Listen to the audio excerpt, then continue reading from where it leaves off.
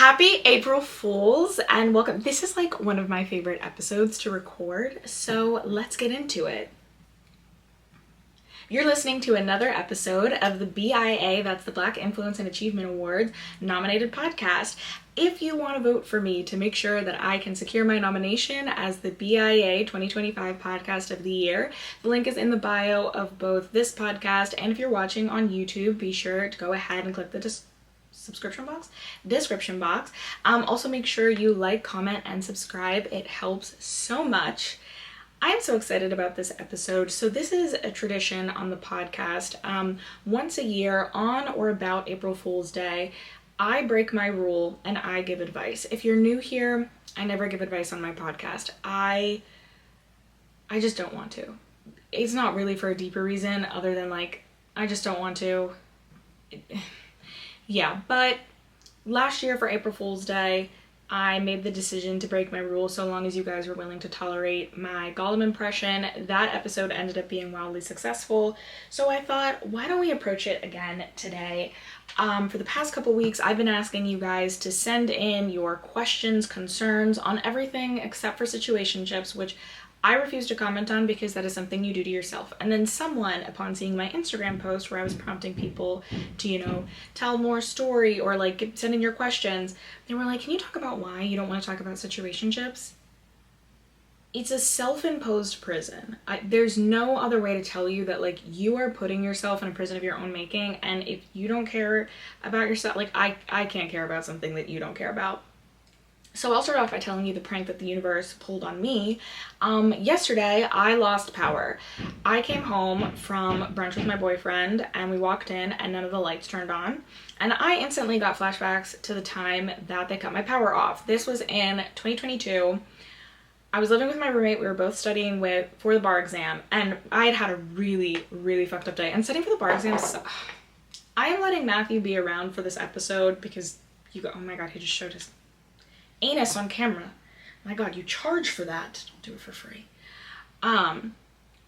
Yeah, so setting for the bar was kind of bad enough in and of itself, but then it was compounded by the fact that everything that could go wrong just kept going wrong. Like, somebody hit my car and ran.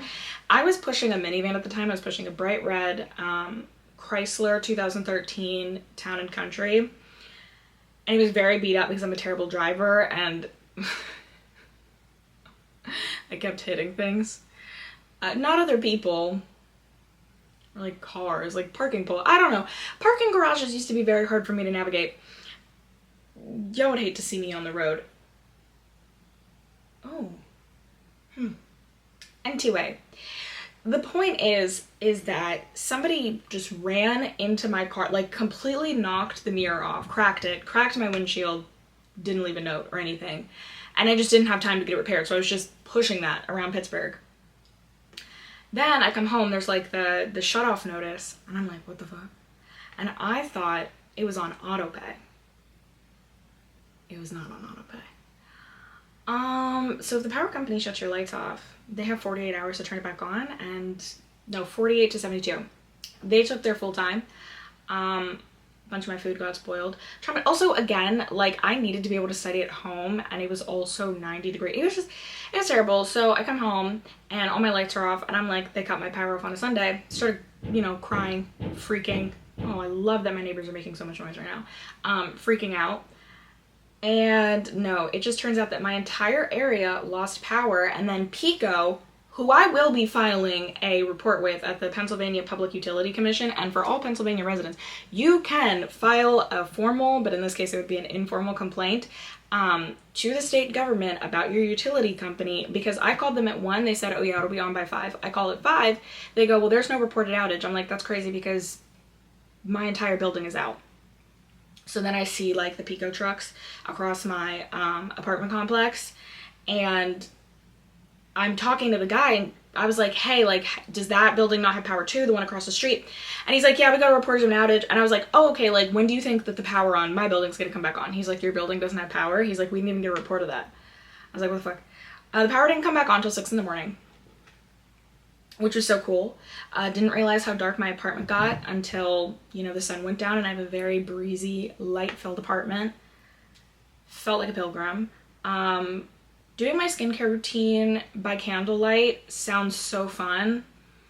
Showering in the dark like that, not fun. So that was a little prank. I wanted to record this yesterday to get this out on time. And that's the prank. It's not coming out on time.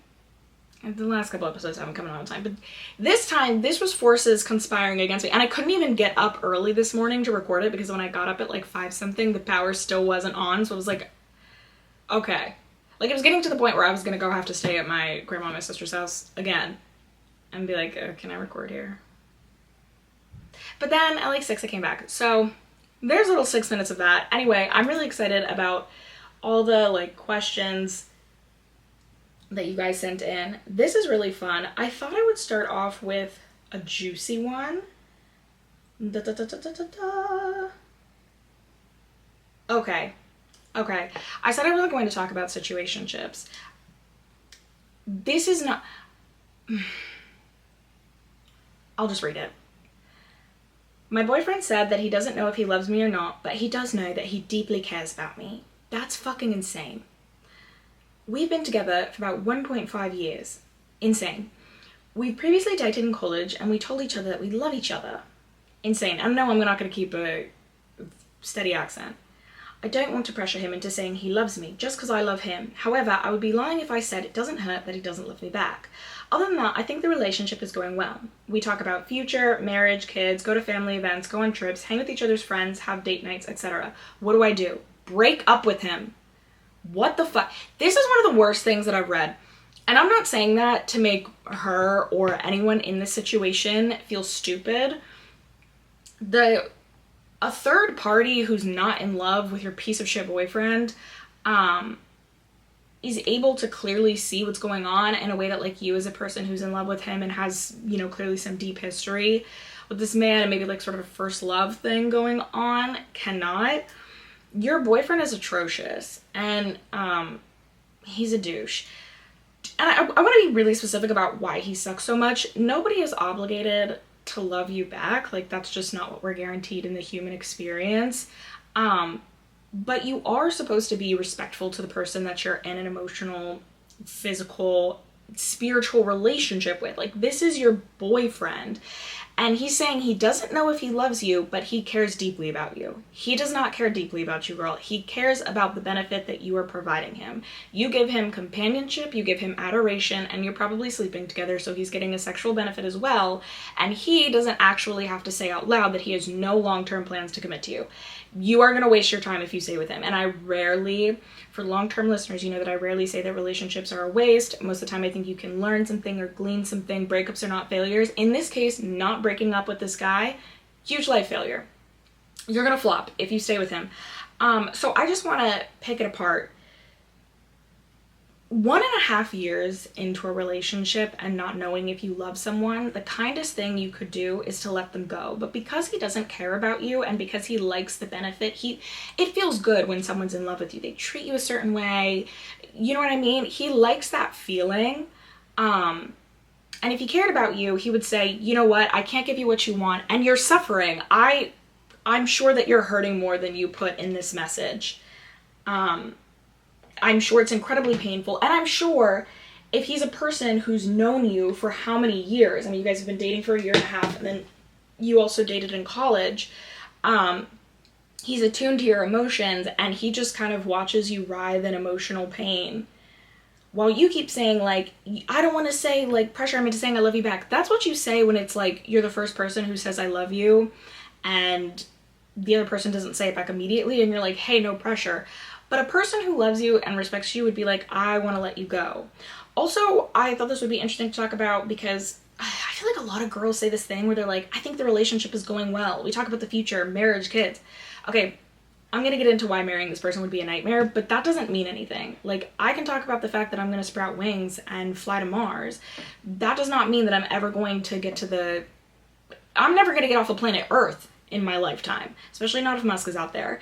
And like that doesn't, a lot of girls get, I don't even know if future faked is the right term. Like, a lot of girls get sucked into a fantasy of like this domestic bliss because they think it's going to bring them some happiness. The relationship that you have with him right now, that's what your marriage would look like, right? Even if you did go down the aisle with him, even if you did have a kid, is he peeing right now? Even if you did have, okay, sorry, you can hear him doing zoomies in the background. Matthew, please, this is serious. I'm so sorry. Even if you did go down the aisle with him, your marriage would be with a person who's just comfortable using you, watching you languish in emotional pain, and doesn't even have the decency to discuss their future plans with you. You think that's a healthy thing for your future kids to see? You want them to see that dynamic of a relationship? He's not going to change. Also, again, I keep saying even if you make it down the aisle, because as soon as this guy meets the woman that he actually wants to be with, he's going to dump you, and you will have wasted your time where you could have met someone who's going to pour into you what you have poured into this person. Someone out there is going to be over the moon to tell you that they love you for the first time. Someone out there is going to be excited. The fact that he said, I love you in college, and then now is saying, well, he doesn't know if he loves you or not, what a fucked up thing to say. Just end it. But he's tormenting you because he likes the benefit that he's getting out of this. He likes what he's getting from you. He's never going to pull the strings until he's good and ready, and that's going to involve someone else. And you can just save yourself like 5 years of emotional pain. Matthew, oh my God, no.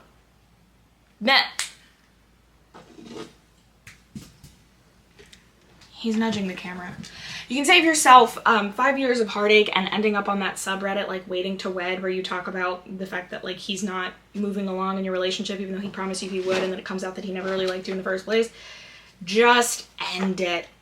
Just end it. Also, one thing, I'm not saying this is always the case. I was literally a bridesmaid in a wedding where we all went to college together, and then after college they started dating. But some guys, what it takes to pull girls in college and what it takes to pull girls in the real world, very different.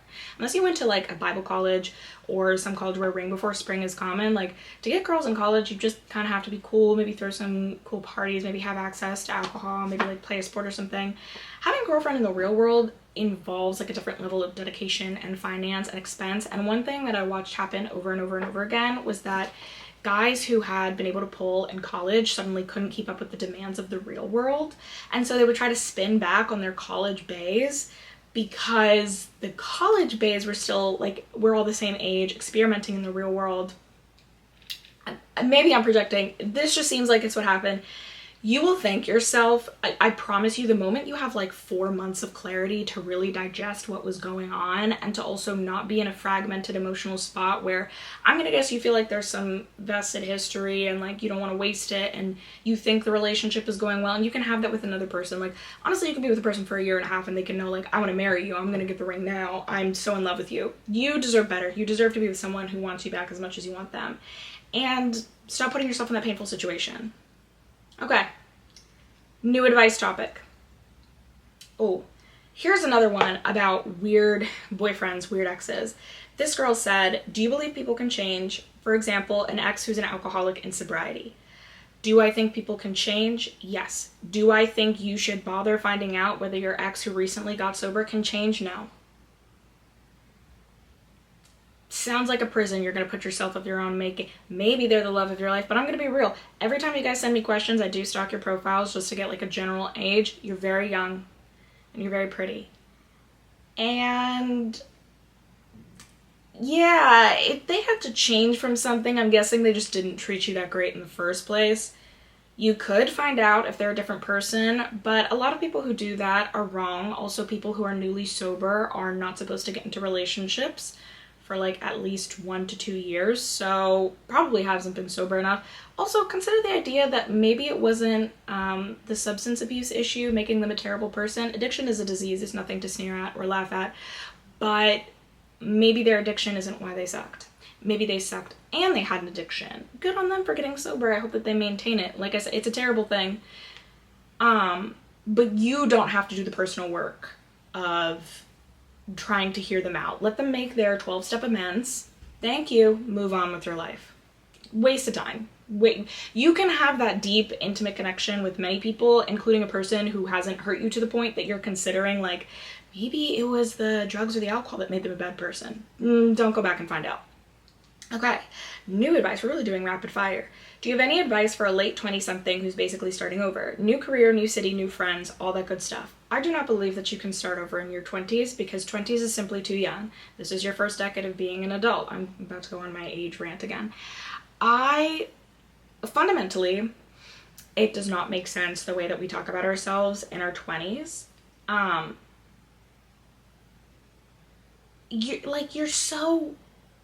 You're in your late 20s, dog. What are you starting over from? You didn't have like a mortgage and a marriage and kids and like you switched careers. A lot of people. This is the time to figure out who it is. That being said, moving to a new city, let me finish my thought. I guess I would release like if you want to embrace it as like I'm starting over, release your inhibitions, feel the rain on your skin, like this is all new change and I'm super excited about it sort of thing, then don't let my rant stop you. Perhaps I'm just misinterpreting your message. But I don't know, this idea that like life is from scratch, it's simply a new, exciting chapter. When I moved to a new city, I made friends through Bumble BFF and participating in activities, and now I'm still trying to make new friends by signing up for a bunch of classes. That worked for me. All you need is a person who has a friend group, and then they can introduce you to their friend group, and then you just ingratiate yourself there. That may not be the most comprehensive advice. Okay, I tried to organize these submissions, and then we're on a roll. Okay, this person said, from what I remember, you mentioned that you majored in English in college. How do you think your English degree has influenced the One Take Wonder podcast in a way your JD hasn't? This isn't really advice. I just kind of wanted to talk about this. I think my English degree has influenced this podcast the most. I was on the critical theory track, so I actually didn't do like fiction or nonfiction or poetry. Like I focused on literary analysis, and I feel like the analytical skills and the critical thinking skills that I honed in that program I use every single day in multiple mediums, not just analyzing literature but also analyzing social issues, analyzing memes, analyzing culture. It has probably been the biggest impact on this podcast. Oh, this is a spicy one. Okay, this is why I hearted this one. My friend keeps sending her baby daddy money even though the kid is with her the majority of the month. How do I knock some sense into her? You cannot save someone who is committed to being stupid. I'm very sorry that your friend feels like she has to send her baby daddy money. Realistically, the impetus that would make someone support the other parent when they have primary, you can hear Matthew's letter robot in the back. Oh my God. The impetus that would make someone support the parent who doesn't have joint custody, who's not doing the daily hard work of like bathing the kid, reading to the kid, nurturing the kid, who's the one getting up in the middle of the night when the kid, has an accident, who's the one potty training the kid for the weekend parent and still giving them money. That is a deeper, deep-seated issue that you cannot fix with a motivational pep talk, and that I cannot fix by giving you some advice on a podcast. So I will just give the advice. The best thing that you can do for your friends in that situation is continue to affirm them in other ways. Like, it's not really effective it feels like it would be effective to look at them to be like, girl, you're worth so much more than this. Like in other avenues, you can continue to uplift her. Wow, you're such a good mom. You care so much about your kid that the well-being of their parent matters. And hey, I don't know if you have to do that, but it really shows that you have a caring, loving spirit. You're really smart. Wow, thank you for you know what I mean? Just gas them up with compliments, because ultimately it's a self-esteem issue, and then maybe start to gently, at a time when she's not feeling attacked, start to broach the subject of therapy. A professional needs to fix this. Like, I'm not being funny in the slightest. Like, that really is not something that you or I can address. For someone to be giving money, and he only sees the kid, 1 or 2 weekends? Mac? Like, he's not even seeing this kid for, like, a full work week. Yeah. Prayers to her, though. Nobody wants to live like this. Nobody should live like that. Okay, next one. Have you ever felt like a friend was either jealous of you or compared themselves a lot to you? How did you deal? Also, how did you confront internalized misogyny, whether in your own mind or from other women? Okay, have I ever felt like a friend was jealous of me. I'm not afraid of conflict. Like, I am very pro conflict, not confrontation. I understand that that has like a negative connotation, but I'm not the type of person who lets wounds fester. If we were friends and we got into like a fight or something, let's just say you said something weird. Point blank, I would ask you, why did you say that? I don't like that you said that. It hurt my feelings. Sometimes I have a rule that if I need to piece together how I felt about it, I give myself 24 hours. But like, I am not the type of person who you can say something to and then I'm just going to stew about it for months until it all comes out. Like, I want to talk it out. I'm a very big believer in preserving friendships, and I truly think that you preserve friendships and romantic relationships by just having conflict, expressing how you feel. So truly, I feel like being in the position where you feel like your friend is jealous of you is just letting them get away with like a bunch of little things over and over and over and over again, until you're eventually like, oh, I'm noticing a pattern. But I'm the type of person who's like, oh, what's wrong? That's not to say that I haven't had conversations with a friend and been like, okay, this is actually jealousy. But I'm gonna be real, that has more to do with them than it does with me. And it's probably like a deeper dissatisfaction issue. So as long as they're not taking actions to like try to thwart my life, I just kind of sit by and like wait for them to get over it. I don't know. I kind of think it's a little bit self-indulgent though to think everybody's jealous of you. And I was raised by like everyone's just jealous of you type grandmother. Like, I call my grandma right now. She would tell me that everybody is jealous of me because I'm so pretty. It's always the same thing. I'm a very beautiful girl and I'm very smart and I have a great job and I've accomplished so many things, and people are going to be jealous of me because I'm the type of girl that everybody's jealous of. Like, I was very much raised with that. I do think it's a little self-indulgent to walk around assuming that like everybody is jealous of you. It also ignores the fact that like maybe some people do have real problems with you. I'm not saying you, the person who sent in the question. I am just saying in general, it feels a little, no, it doesn't feel a little self-indulgent. I don't know. Everybody wants to believe that they're evoking some sort of like secret animosity in their friends. And I think I talked about this in a past episode, but like the very weird preoccupation with thinking that all of your friends are your ops and they're all like monitoring spirits. If you feel like your friend is jealous, there's nothing I can tell you because I don't know the dynamics of your relationship. Just simply sit down and tell your friends what you think is going on. Don't say, I think you're jealous. Just be like, hey, I've noticed some stuff that kind of hurts my feelings. I want to be able to talk through it. Did I do something to you? Do you feel like there's an issue? Like, can we just talk openly and honestly? Because on your end, like, yes, they may be being weird to you, but sitting around kind of ruminating about how weird they are and then not respecting the relationship enough to try and fix it with talking it through, like, that's also a little bit on you. The second part of your question, how do you confront internalized misogyny, whether in your own mind or from other women? Okay, within my own mind, I mean, in my head, I can say what I want, and I also do have to, I don't know. I saw your question earlier this morning, and I still haven't been able to think of a proper answer. I think every woman, to some extent, struggles with internalized misogyny. But I think it's just kind of like mentally rubber banding yourself. Like, you know, when sometimes people want to break a habit, they wear a rubber band on their wrist, and then they're like, you know, stop that, or like try to, I don't know. If I see a girl and I think something instantly nasty, I'm like, well, what is like the real issue? Usually it's just maybe I just felt a bit jealous. How do you confront internalized misogyny with other women? Like I said, I like to confront things head on. If I don't feel like it's salvageable, or if I feel like the disrespect is getting to the point where it like presents a danger to me, or just not something like it's like mentally exhausting, that's sort of when I call the rope on like, okay, I think this is done. Next topic. Someone asked, how do you start a podcast? And how do you speak so effortlessly? I get the how do you speak so effortlessly question a lot. The secret is practice. Yes, some people are born with skills, and I will say that like ever since I was young, I did get praise from adults for like being able to speak very eloquently.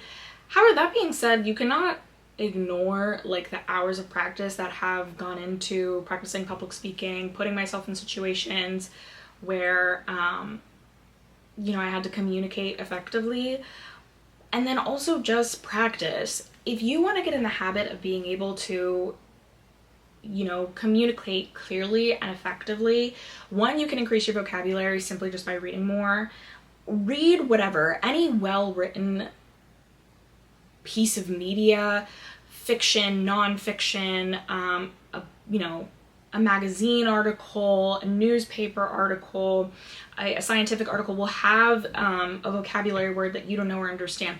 I read about 1 or 2 books a week, and every book that I read, I still have to Google words and find new words that I don't know the meaning to, and then I try to incorporate them into my daily speech. But when I say daily practice, just start talking to yourself. When I have been talking to myself as long as I can talk, and sometimes I'll just say the same things over and over and over to myself for an hour, but like how I started and how I ended, that sounds very different. When you talk to yourself out loud, you can be like, no, I think there's a better, more effective way to communicate that. And you guys have heard that in real time, like in some episodes of the podcast, I'll be like, actually, no, here's how I want to phrase it because this is a stream of consciousness podcast. But a lot of what you're hearing and what you're impressed by is really just the work of like talking to myself consistently for like 27 years. Start talking to yourself today, and I promise you in a month you will be astounded by your own, oh my god, Matthew, you will be astounded by how much better you are at communicating. Yes, you can go out and you can take rhetoric classes, and I encourage you to watch like speeches and TED Talks on how to form things, but ultimately, everyone has, I think, a really unique and cool way of speaking. You don't need to necessarily go out and like find the playbook that has been so loved and revered by others. You may have an interesting and distinct viewpoint, so hone your own viewpoint and practice talking out loud. For the second question, how do you start a podcast? It's genuinely very easy with Spotify. They used to have a feature where you could record in app, but now you can't. All you need is a microphone. A microphone will run you like $90. Find someone to do the cover art, and then you just start upload. It's like the hard part about a podcast is audio editing, which continues to kick my ass every week. That's the difficult part. It's very easy to sit down in front of a camera and press record. It's very easy to sit down in front of a mic and press record. It is very hard to make the audio sound good. And you guys have rode with me through a lot. Thank you, I appreciate that. Okay, here's the next one. Hey Alexia, I know you, okay, well, thank you for the compliment. So they're currently studying civil engineering and they also work. One struggle I have is making close and meaningful friendships, and I feel like it's even harder because I'm constantly studying to keep my grades up. I was wondering what advice you have for someone who wants to get closer and make better friends but has a really demanding course load. Okay.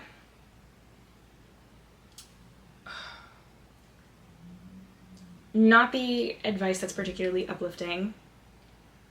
I do think you have to accept that in certain courses, like your social life is just going, you may not get that quintessential like ABC family, or I guess it's Freeform now, movie experience where you're like partying on the quad every week, because that's just not the reality of your program. That being said, making friendships in your program will go a long way, because at least you can study together and that builds bonds. Like me and my roommate, she's actually coming into town this weekend. Me and my college roommate spent a lot of our time together in the library. I would say that study groups are going to be your best friend. You can do 2 things at once. Yes, it's not going to be as effective as studying on your own, and you may get distracted and you may have to stay a little longer, but the bonds that you form being up at like 1 or 2 in the morning, reach out to some of your classmates who you know are studying just as much and be like, hey, do you want to study with me? Meet me in the library on X date. You'll get to know people. They might invite you into their study group. That's really your best bet if you want to maintain your grades and, keep studying as much as you did. And I also know that you said that you work, which shout out to you, girl, because that is not an easy degree. It is very course intensive. And then for you to be working on top of that, like, snaps. It will pay off one day. So understand that the social life that you want is right around the corner when you that's terrible. When you graduate and when you get the things that you've worked so hard for. But for now, making better friends is just going to come by having friends meet you where you're at. That being, I don't know, as someone who was very, very social in college and also had a demanding course load, I sacrificed on sleep I don't think that was a good idea. I ended up getting a kidney infection my junior year. So like, don't neglect your bodily needs, but maybe really go through and look at your schedule and figure out like, okay, maybe the time that I would normally spend scrolling, I'm going to try to join a club. I did not watch any TV, and I barely read books outside of my program because I tried to use every spare second of free time I had to be with other people. So I didn't, it was actually very notorious amongst my friends for like never having alone time. Because if I wasn't like at this club or, you know, which was also part of socializing, but it was also part of for my program. If I wasn't like at X, Y, and Z, then I was studying.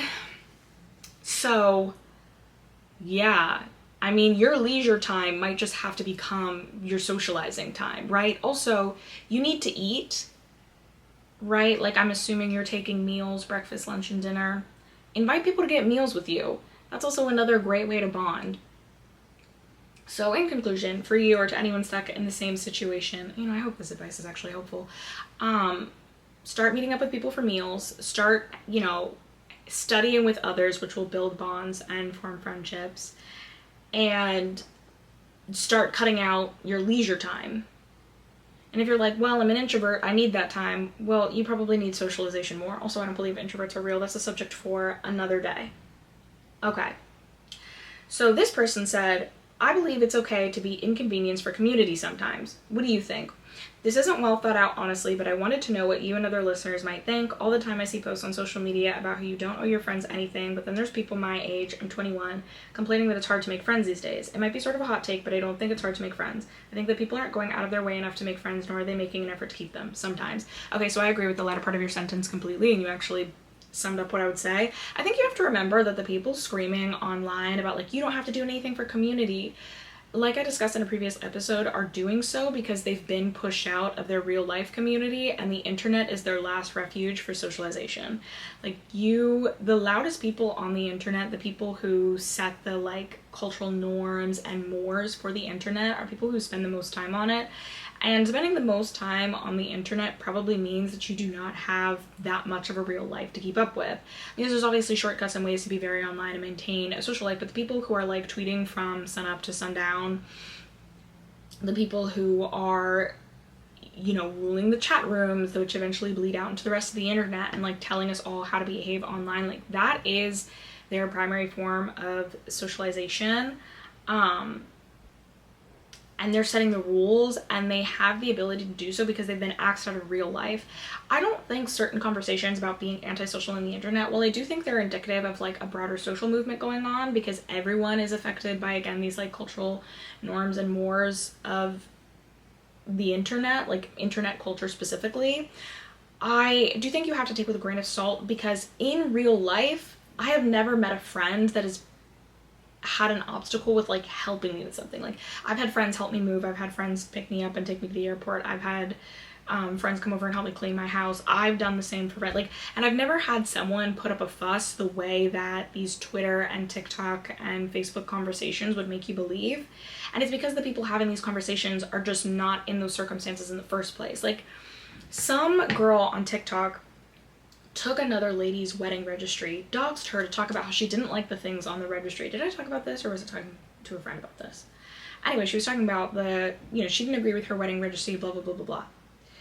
Had she gone to any wedding in like the past 20 years, she would know that asking for a KitchenAid mixer is so standard. And to quote a friend, actually the friend that I mentioned earlier, I was in her wedding, getting a KitchenAid mixer is part of a rite of passage for getting married. That girl, oh, did you hear a meow? Go back 10 seconds. Did you go back 10 seconds? Hear meow? But yeah, she was just outraged about that because she clearly hadn't been invited to a wedding.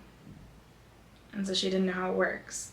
Some of these people just don't know how real life socialization works. And when you're being radicalized by these algorithms and when everything that's presented for your consumption has to be very black and white because algorithms do not reward the nuance, which is really all of life is a gray space. Voice crack. Of course, you're going to have people with these very rigid takes. Doesn't mean that's actually how the world is going to work, though. Okay, next topic. This person is 20, straight, Ethiopian American in the South. Oh, thank you for the compliment. Okay, I'm 20 and I've never been in a relationship by choice. When I had the chance, it never felt right. I love a romance and look forward to being an amazing girlfriend, but I haven't prioritized dating yet. Maybe I just have a fear of commitment, or maybe I just haven't met the right person. As I enter senior year and prepare for post-grad, oh, they're gonna be working in DC, that's awesome. I'm nervous about dating. Will never having dated be a red flag? And will my first heartbreak really be as unbearable as people say? Okay, 20 is so young. I think when you're 20 years old and fresh out of your childhood, you don't have a perspective for how little you've lived, and how little of your life you've actually been able to perceive things with clarity. Like, think about how you think about things as an adult versus how you thought about things as a child. A lot more things make sense, right? Like, there's a reason why you can dupe children. It's because, you know, the brain's not altogether fully formed and solid. They're easily deceived, like stealing candy from a baby. So think about how little of your life you've had clarity, and then think about the fact that that's not the majority of your 20 years. Like, at 20 years old, half of your life has been spent in some state of confusion or still learning the basics about the world. You are a baby. Like, I think 27 is still incredibly young, but 20, girl, you just got here. You just got to the adult world. You can't even drink yet. I would not be worried at all about the fact that you haven't dated. I think it's very normal to not have a boyfriend at 20. You're 20 years old. Like, when you get older, if you ever remember this podcast, or like, you know, remember the advice that I gave you, you'll have a nice little chuckle because you'll be like, I don't know what I was so worried about. No, it's not going to be a red flag. I also think people put too much emphasis on the relationships that they had when they were younger. It's not a bad thing to have dated in middle school or high school, but if you didn't, like, it's not like your peers learned some magical life lessons that, like, you'll never be able to catch up on now that you're in your early 20s. And I really only see that viewpoint being pushed by people who are, again, spending the majority of their time on the internet living in a black and white, like, nonsensical reality, who just kind of like engaging in self-pity, to be honest. I think you will be an amazing girlfriend because you're thinking about these kind of things. Maybe I just have a fear of commitment. Maybe you're just 20 years old, girl. What?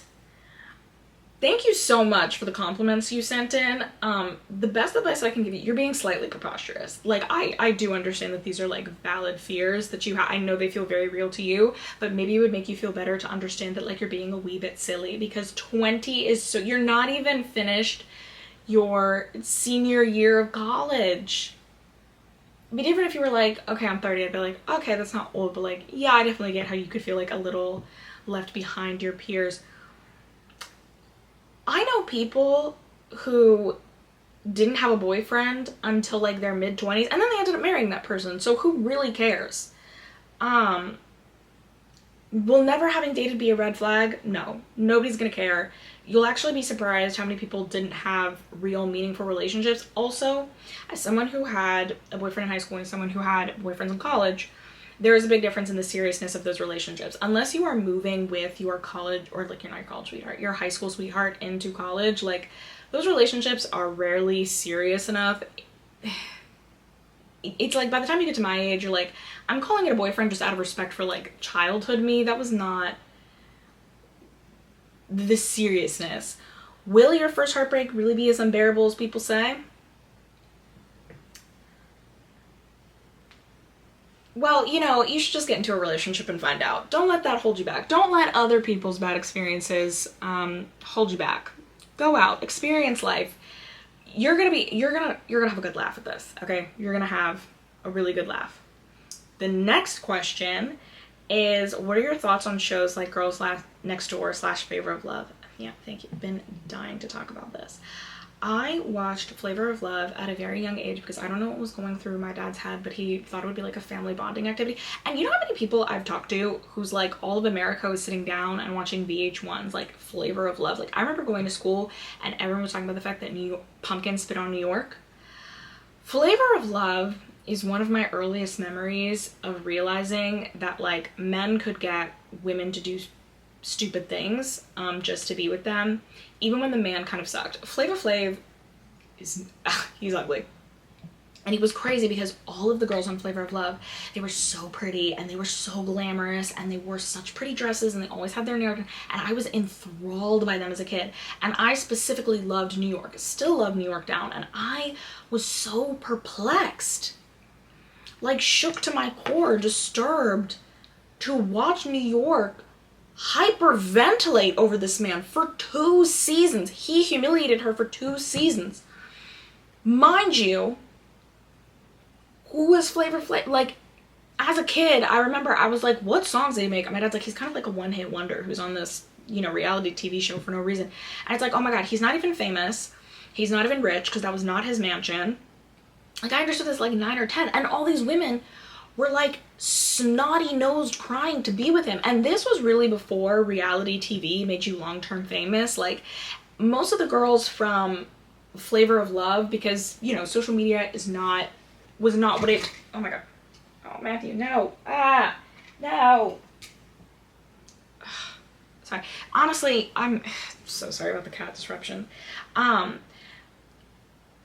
Yeah, like, going on Flavor of Love was not like going on The Bachelor today, where, like, everyone has Instagram and you're guaranteed to get, like, a teeth whitening sponsorship. Like, going on reality TV, maybe you'd make it famous. Maybe at best you'd just kind of trawl like the VH1 reality TV show circuit, where like you'd go from Flavor of Love to maybe being on like Rock of Love, at least if you were white, or like the black girls would go to Charm School, and then you'd kind of fade into obscurity. Like, New York is really the only one, I actually think Hoops like dated an NBA player. She's really the only one that made it into like mainstream fame. And even then, like, if New York had blown up on a reality TV show that took place in the era of like Twitter, Facebook, all of that, she would have been much bigger than she is now. Like, I really want to get across, especially to younger viewers or maybe just people who are my age but they didn't watch the show, like, you are not guaranteed fame and sort of never having to work a job again in the way you are now on reality shows back then. So yes, part of it was like exposure, but part of it was just like they all really wanted to be with Flavor Flav, and that did not make sense. And it was so confusing to me, and it would confuse me so much. I still have my diary from when I was a little girl, and I have diary entries being like, him?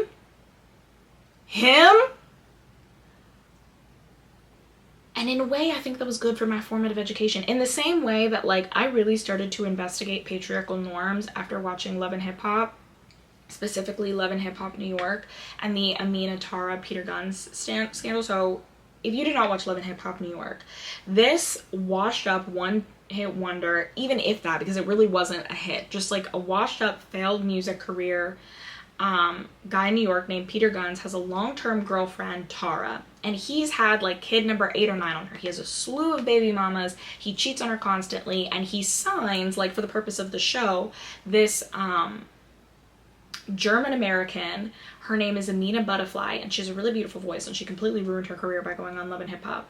And he triangulates these 2 women. He legally marries Amina, but then he never spends any time in the house with her, and he continues to go back to Tara, and he gets them pregnant back to back to back. They're having like babies with each other, and they think it's this huge competition that they're like having his babies and living with him. Mind you, again, this guy doesn't have like a real job or a real income outside of Love and Hip Hop New York, which famously does not pay that well.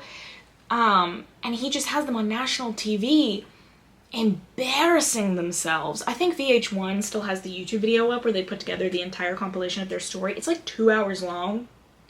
It's horrifying.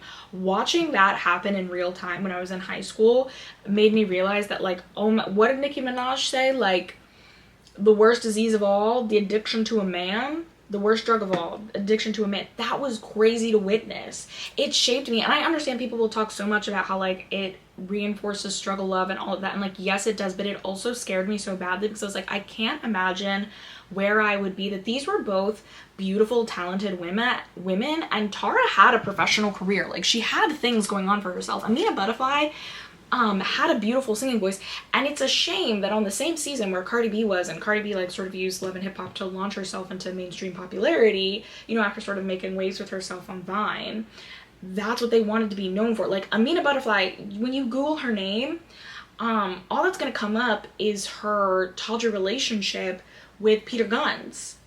He ruined their lives. And for what? This old, ugly bum. He looks like a raisin. Okay.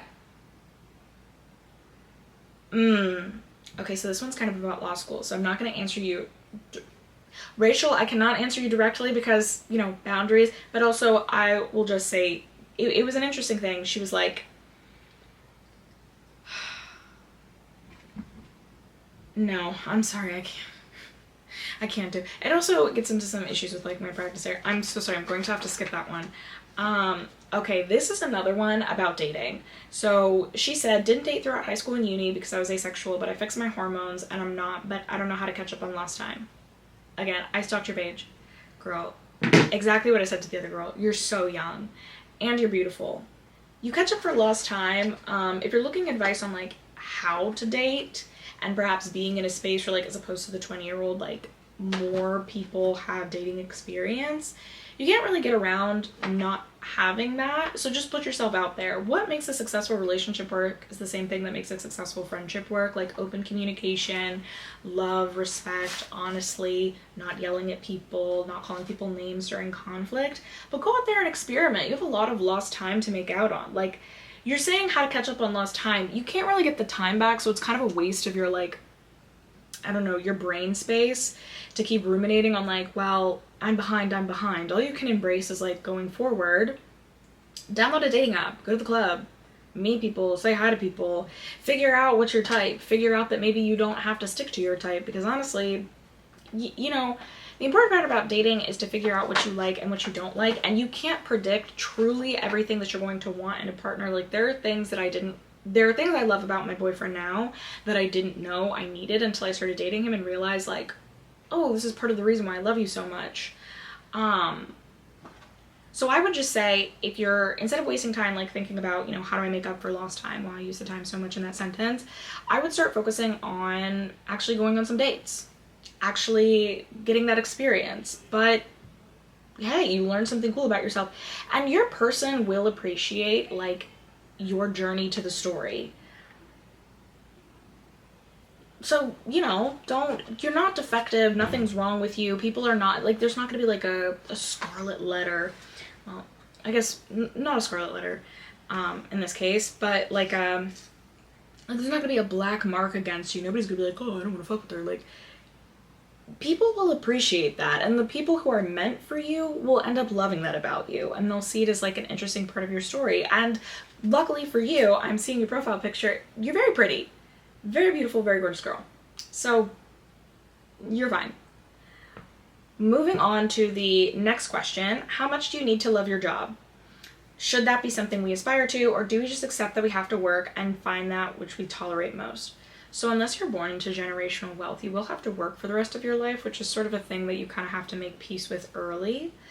I think it's important to love your job because it takes up so much of your time every day. And when I say love your job, like, you don't have to be in love with every task, but I do think you have to be excited most of the time. You have to like doing most of the time. I was in a practice area a few years ago that I detested, and I didn't think it would be that big of a deal that I wasn't interested in it, but I grew to hate it, and it was really difficult on my mental. Like, it was taking such a significant toll on me to not enjoy the day-to-day makes getting through the hardest days unbearable, and it means that you don't have a lot of best days. So find something that you think you can be content with every day, while getting over the unfair reality that like everybody has to work to earn money. Okay, next question. What is your take on people looking towards celebrities and influencers for political opinions? Also, side question, do you feel as if people hold celebrities to the standard politicians should be held at? Love your content. Oh, sorry. Okay, I feel uncomfortable reading out compliments because it feels like I'm kind of dick-eating myself. Like, I appreciate the compliments when you send them in. Seriously, it like means a lot to me, but it feels a little like braggadocious. Like, I saw it, the message was received. Do you guys need to know how many compliments I get a day? I don't know. And I'm normally a person who likes talking about myself. I mean, clearly I have an entire podcast. Nobody with like a small ego does that, you know. Also, nobody with a small ego makes their username about how attractive they think they are. Hashtag humble. But I don't know. That makes me feel uncomfy lumpy. So, what is your take on people looking towards celebrities and influencers for political opinions? Okay, I think, me personally, there are certain, wait, hold on, I gotta adjust how I'm sitting. There are certain things that I don't want, like I would not support an artist if like that's the rhetoric they were engaging in. That being said, I really do think people hold celebrities to a standard that like they're not holding their politicians to. I think because it makes them feel like something is going to happen, and then I think it kind of degrades the issue. Like when people were talking about Palestinian liberation in the context of, you know, we have to get Taylor Swift and Beyonce to say something, and it's like, they can do a lot in terms of public support and sway, but your politician can do more, and that's where the effort should be going. And I feel like people focus their efforts on what's visible to them and not actually how the system works. And I think it's a very immature opinion. It makes sense when like a 12-year-old wants it, but to see like grown adults who pay taxes and like have to worry about tax season, talking about like, well, I don't like what Chappell Roan said about X, Y, and Z. She's, I guess, a bit of a different subject because it's like, hey, you can't claim to be political when it comes to gay rights and then back down when somebody actually, you know, wants you to talk about it. But, I don't know, celebrities in particular, it feels a bit silly. My camera is going to die. Hold on. We are so back. Okay.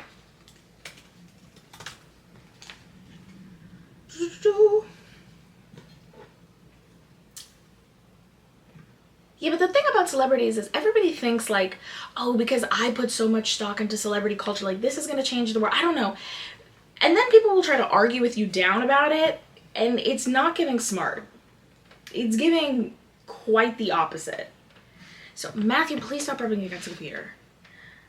If you can hear the rain in the background, there is a rainstorm going on.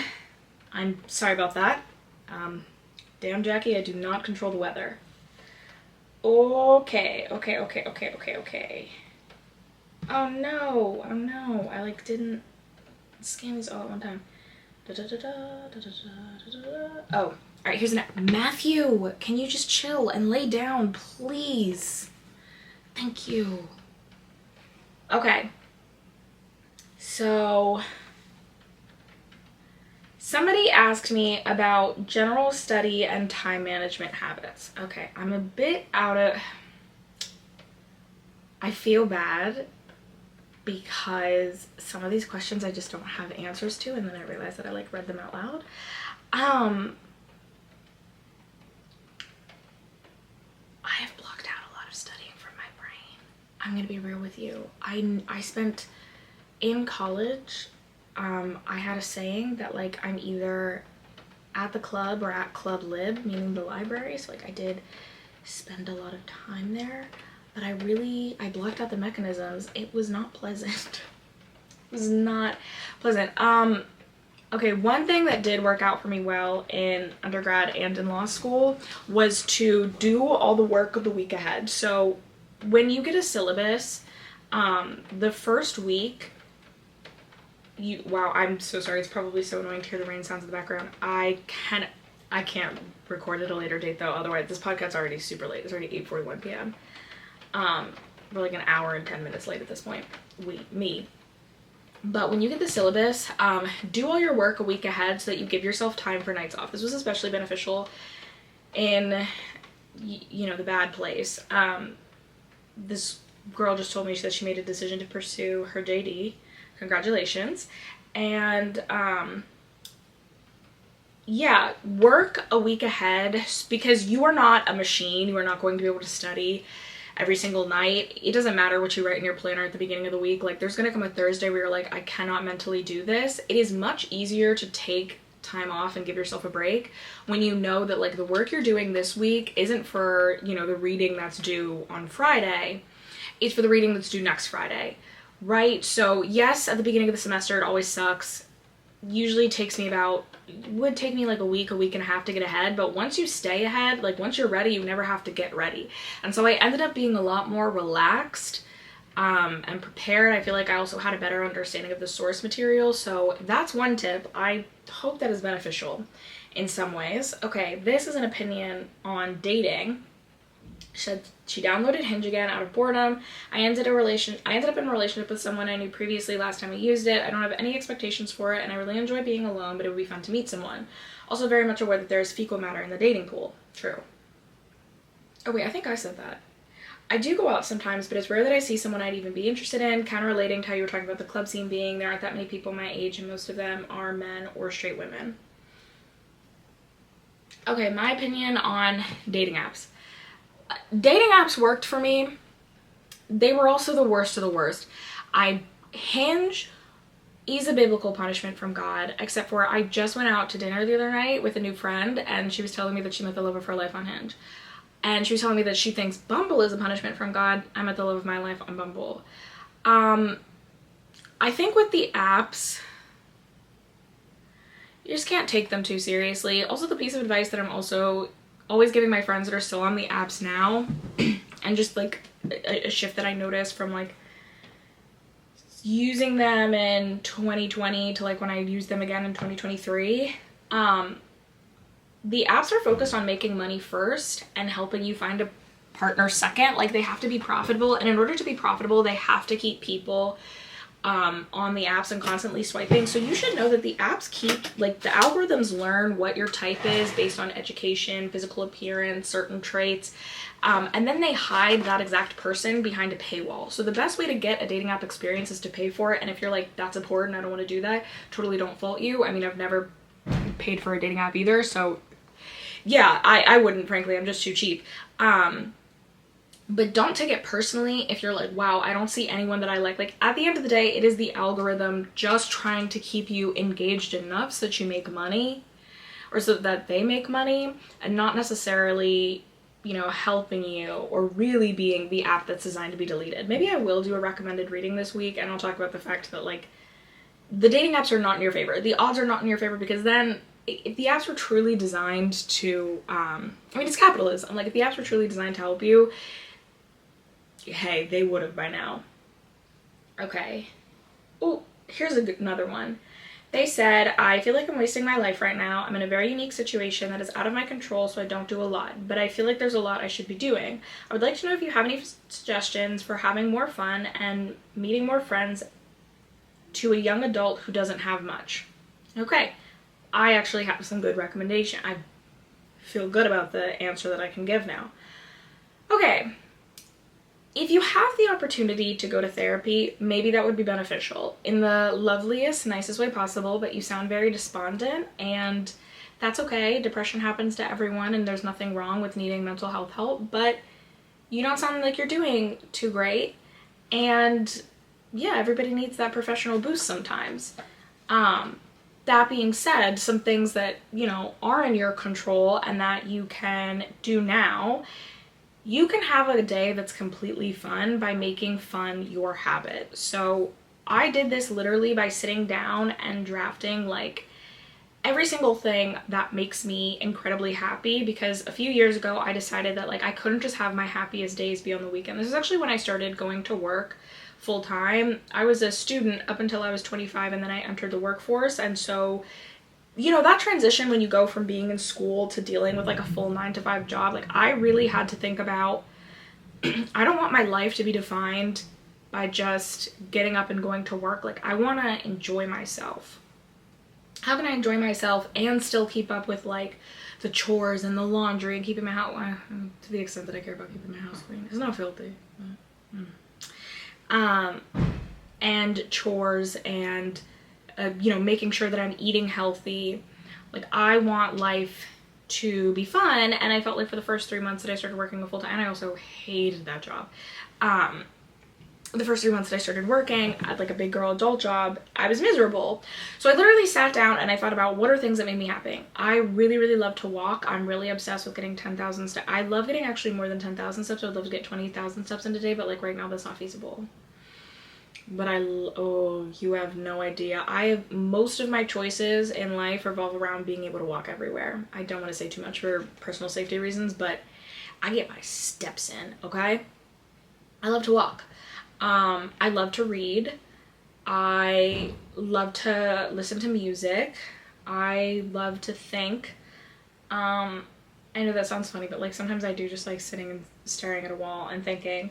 So I structured my day to have at least 5 things that I would really, really enjoy. Part of that was food. Like I do like to eat. To me, if it's not a food that I'm super excited about, I'm going to be obsessing over all day and salivating over, it's not a food worth eating. So I made sure to like make myself, at the beginning of the week, I try to make like a personal menu, and then I go grocery shopping, maybe like every couple weeks, like a menu of things that I'm really, really excited about. So there's one. Then I knew that I loved walking, and I knew that I wanted to stay in shape and work out. So I made it a habit to either walk around my neighborhood reading a book, or walk on the treadmill at my local gym reading a book, and that makes me really happy.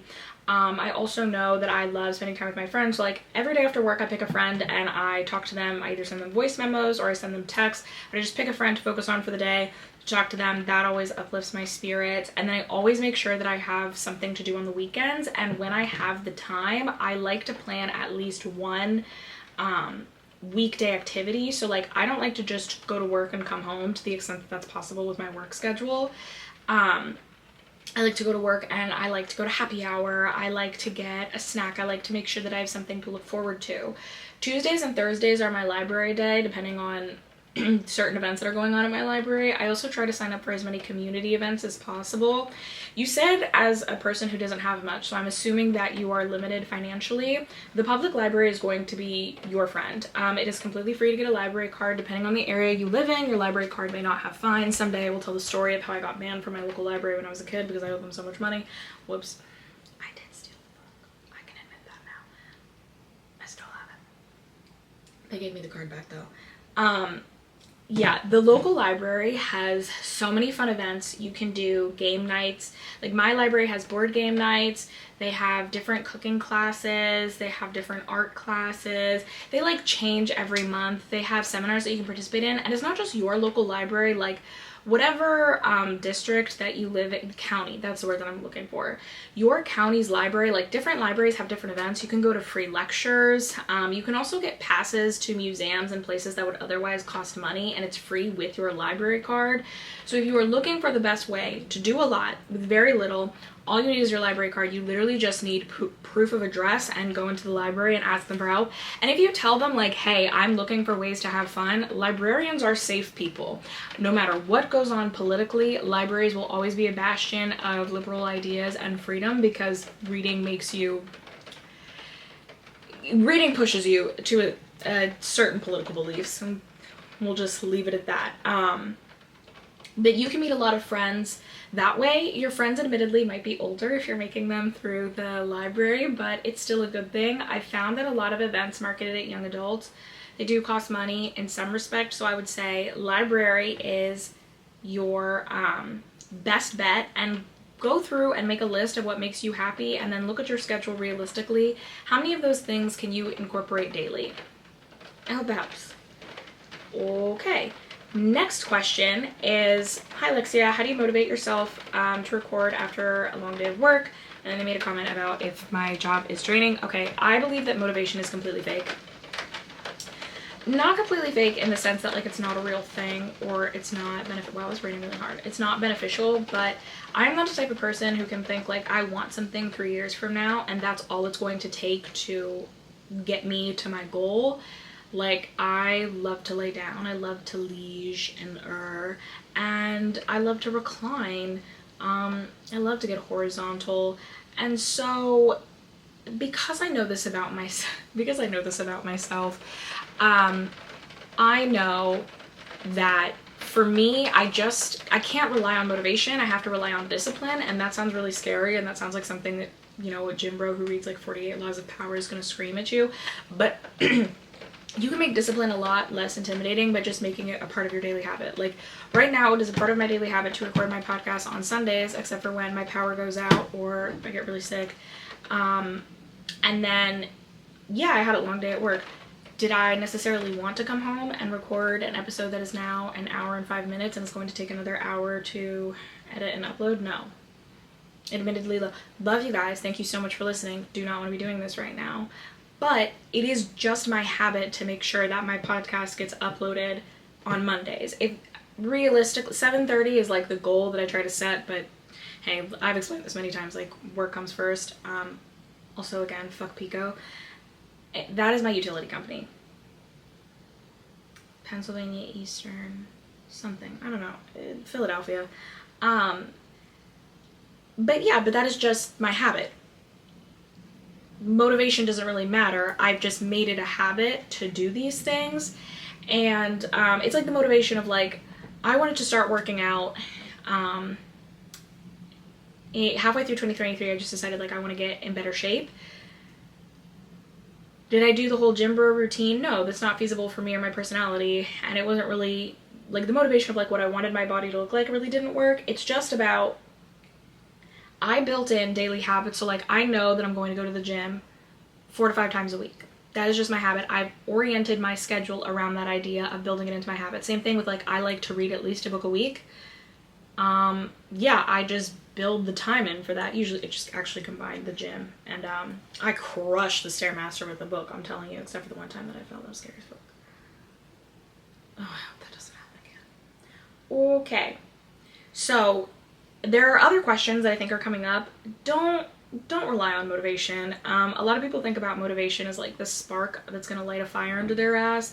And the reality is, like, if you were the type of person who responded to that, you probably wouldn't find yourself in a situation where you're like, I just need the right motivation. Like, you just need to get up and do something. When you're in the habit of doing something, it will eventually feel unnatural to not do it. So instead of making the broad overall motivation to like, I want this goal that's years and years and years away and you're not going to get the instant gratification because you're not going to get it done now. Like, say, I want the habit of doing this little step that will eventually get me to the bigger goal, which is the bigger goal, which is the bigger goal. You know? Okay. Here's the next question. How to pursue creativity. There's a strong itch inside me to create, but anytime you attempt to pursue a creative outlet, you don't find satisfaction / there's no flow. Yeah, I think the same advice pertains as just, okay, if you want to get better at drawing, and you're like, well, I don't feel creative today, well, sit down and draw for 30 minutes anyway. Listen to this podcast as you draw, listen to something else, watch TV, put something on in the background, hum to yourself, babble to yourself, talk to yourself actually, and practice your public speaking. But what you can't do is just be like, well, I don't feel, like, it's again the motivation thing. Life, you still have to do things even if you don't feel like it. Like, that's just the reality of life. It's not even about if you want to be a successful person, it's just if you want to be a person who, like, gets things done. So Nike it. You know what I mean? Pick a thing you want to have you're picking as your creative passion, and then do it so often and the passion will come. It's like getting through writer's block. The only way to really get through it is to just sit down and force yourself to write, even if it's terrible, even if it's not good, even if you're throwing it away. It just gets you back in that habit. Okay, next question. So I'm 21, I've been in one relationship. Okay, all 3 of the girls so far, this is the 3rd girl who've asked me about like dating and being young. You guys are all super pretty, and you're also so young. You're so young. Only been in one relationship, and I've never essentially had a dating stage. I broke things off with my ex after a year and a half, but I'm having such a hard time letting myself free of him. Advice on how to move on from your first relationship and how to get into your dating era. How to feel excited about dating. I mean, if you don't want to date someone, then just don't go. You're 20. You have all the time in the world, but you don't like truly want to go. You don't have to go. When you want to date, you will feel that urge. It doesn't really sound like you want to move on. It just sounds like you're having trouble getting over your ex without the context of knowing, like, when did you break up? Like, in December or last year? Because if you broke up recently, I would just say time heals all wounds. But if you broke up a while ago and you're still struggling to get over them, this is one of my favorite rants to go on. At a certain point, people are making a personal choice not to move on from their ex because you are more comfortable languishing in your misery then you're actually getting over them. Signs of that include when you've been talking about missing your ex longer than you were actually together. Let's see, creating a completely fictionalized and romantic version of them that never existed. Like, it's one thing to be thinking about memories. It's another thing to be lost in the potential of what the memories were. I'm having such a hard time letting myself free of him. I mean, delete the pictures. I always put pictures of exes on a Google Drive, and then it feels embarrassed, like, you know, when I was trying to get over it, like, it feels embarrassing to go back and look. But have you considered just getting a hobby or something? Like, you know the best way to get over someone? You know when they make jokes about, like, girls will go through a breakup and then she goes and gets a degree or something? It's like when you think about yourself too much. If you truly can't stop thinking about someone, remove all your free time. You can always volunteer to soup kitchen. There's always people worse off than you. You can always go work with kids or work with animals. You can always start, like, running. Marathoning is a huge thing, and it's completely free to put on some shoes and go run outside.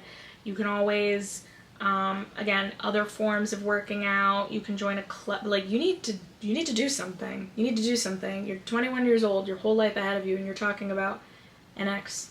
And you broke up with them for a reason. If you can't force yourself to let it go, distraction will do that for you.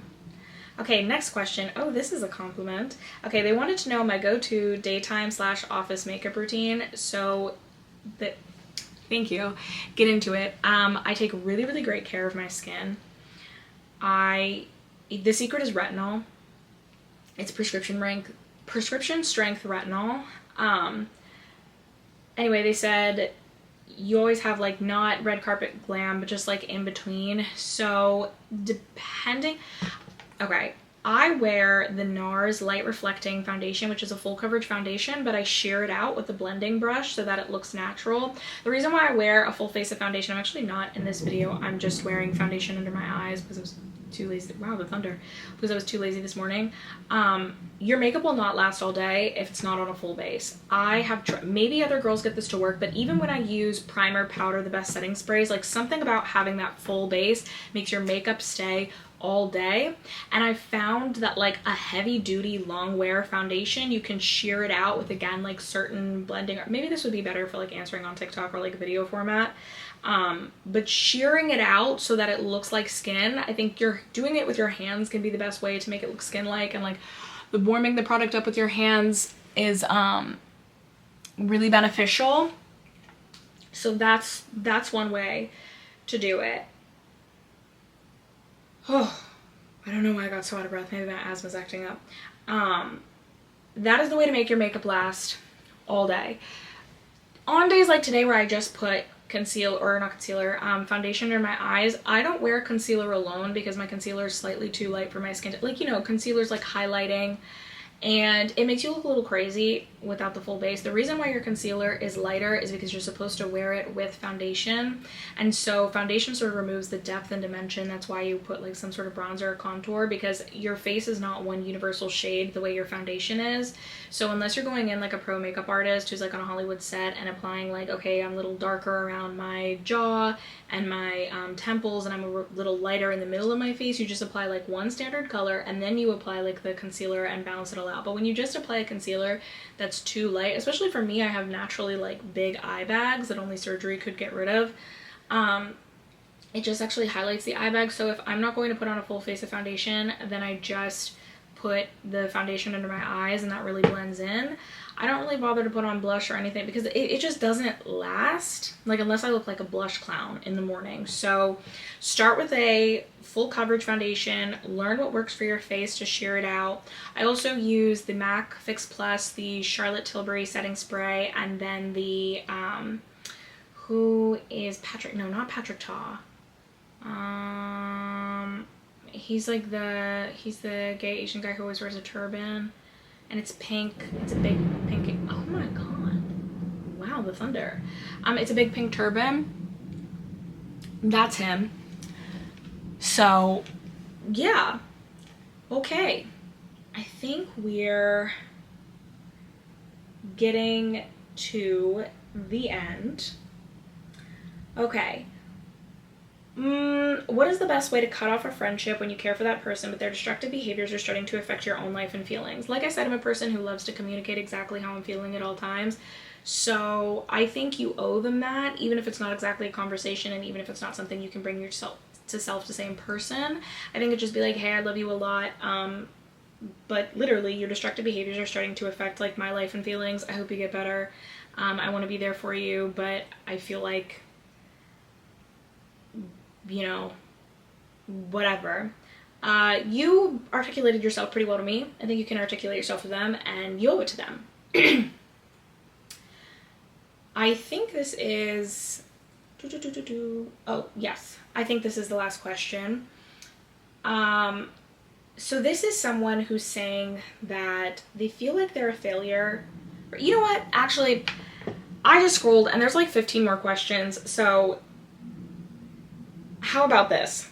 I will do a bonus episode of additional, maybe that's April Fool's and I never do it. No, that'd be so mean. That's so fucked up.